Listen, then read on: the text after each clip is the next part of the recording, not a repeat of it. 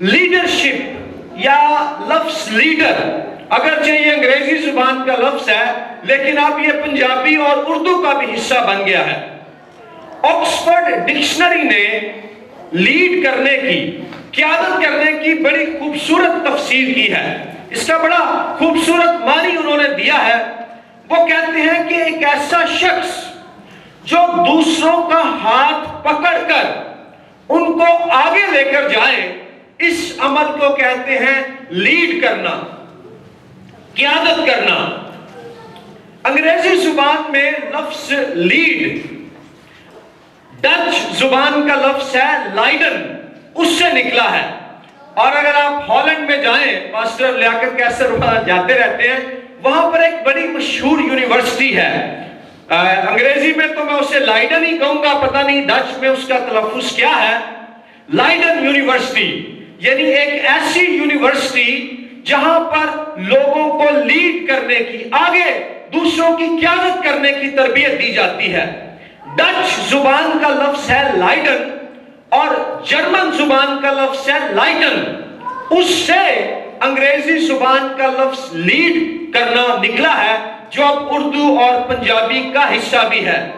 اور ان اصلی زبانوں میں لیڈ کرنے سے مراد ہے دوسروں کے آگے جانے کا سبب بننا، دوسروں کے ترقی کرنے کا وسیلہ بننا۔